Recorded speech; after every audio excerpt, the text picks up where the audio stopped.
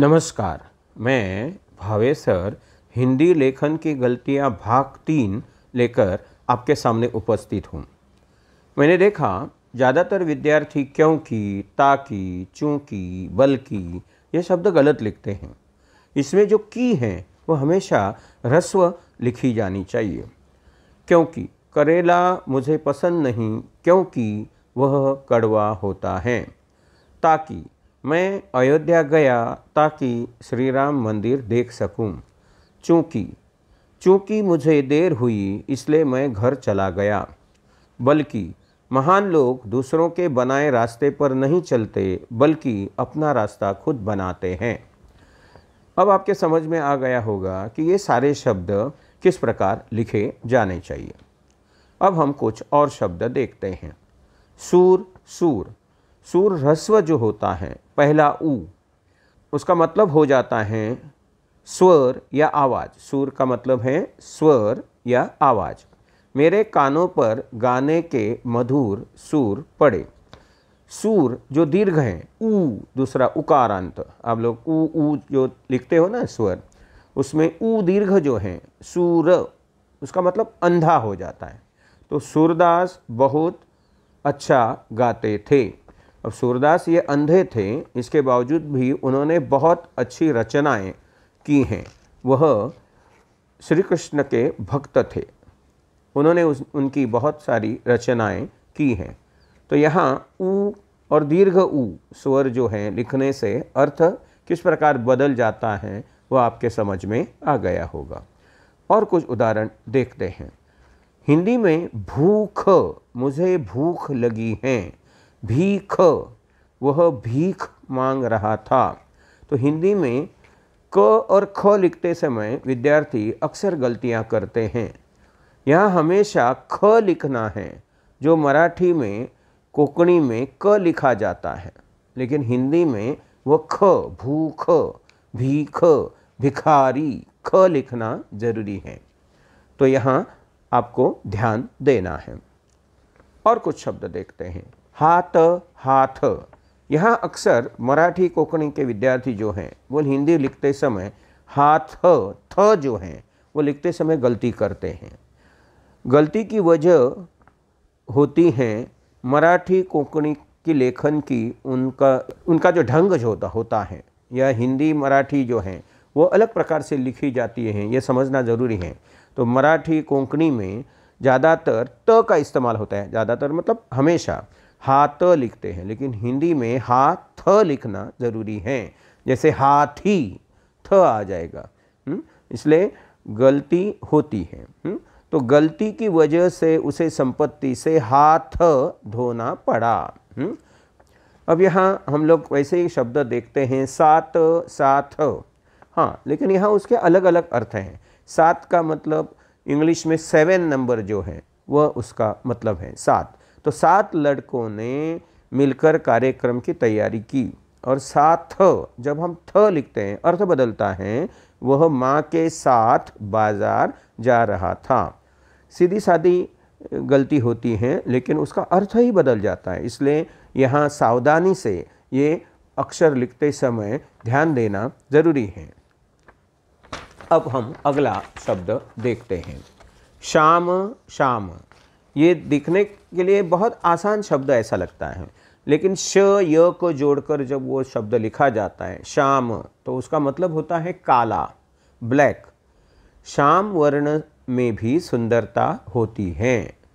अब दूसरा शब्द शाम, जिसमें य नहीं होता, देखो शाम, श जो है शाम, तो सूर्यास्त का समय जो है उसका मतलब शाम है, शाम हो गई ऐसा हम बोलते हैं ना। तो शाम होते ही सब अपने अपने घर चले गए। दिखने को वो उच्चार में क्या होता है, एक जैसे मिलते जुलते शब्द सिमिलर लगते हैं, लेकिन लेखन में ये अलग अलग लिखे जाते हैं और उसका अर्थ अलग होता है। अब आपके ये समझ में आ गया होगा। अब यहाँ तप और ताप एक सिर्फ खड़ी पाई देने से अर्थ बदल जाता है। देखो, तप का मतलब है तपस्या, कठिन परिश्रम। पहले ज़माने में ऋषि मुनि तप करके इच्छित वर पाते थे, यानी हमें भी परीक्षा के लिए कड़ी मेहनत करनी पड़ती है, उसको भी तप कहा तो गलत नहीं होगा। तो तप का मतलब है तपस्या, कठिन परिश्रम करना, हार्ड वर्क। और ताप का मतलब है गर्मी, उष्णता। आजकल वातावरण का ताप बहुत बढ़ गया है। आजकल देखो अभी गर्मी के दिन चल रहे हैं, तो गर्मी के दिनों में बहुत ताप बढ़ जाता है, यानी गर्मी उष्णता बढ़ती है। ठीक है, तो यहाँ देखो इस प्रकार की गलतियाँ अब मत करना। अगला शब्द देखते हैं, चालक और चालाक। यहाँ देखो सिर्फ ल को जो एक खड़ी पाई जो है वो अलग दी, अर्थ बदलता है। चालक यानी चलाने वाला। गाड़ी के चालक को हमेशा होशियार रहना पड़ता है, जिसको हम ड्राइवर बोलते हैं ना।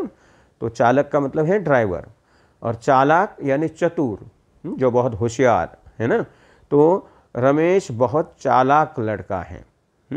तो चालाकी दिखाते हैं ना बच्चे, उसी को हम लोग चतुर कहते हैं। ठीक है, तो यहाँ ये गलती जो होती है वह अभी इसके आगे नहीं होनी चाहिए। अगला शब्द देखते हैं, परिणाम और परिमाण। देखो परिणाम का मतलब इफेक्ट, प्रभाव है ना। मेरे समझाने का उस पर कोई भी परिणाम नहीं हुआ, यानी कोई असर नहीं हुआ, कोई प्रभाव या कोई इफेक्ट नहीं पड़ा, ऐसा उसका मतलब है। देखो परिणाम मिलते जुलते जैसे शब्द लिखते हैं ना, लेकिन ये मिलते जुलते नहीं है, उसमें थोड़ा फर्क है। यहाँ परिणाम है, यहाँ परिमाण है। तो परिमाण का मतलब है नाप तौल या वजन। हम जो वजन करते हैं ना, 1 किलो 2 किलो लीटर वगैरह, ये सारे परिमाण हैं। तो किलोग्राम लीटर आदि परिमाणों में वस्तुएं बेची जाती हैं। तो हम कौन सी भी अगर बाज़ार गए तो हमें अगर कुछ शक्कर खरीदनी है तो 1 किलो 2 किलो ये इस नाप तौल में हम खरीदते हैं, उसी को क्या बोलते हैं, परिमाण।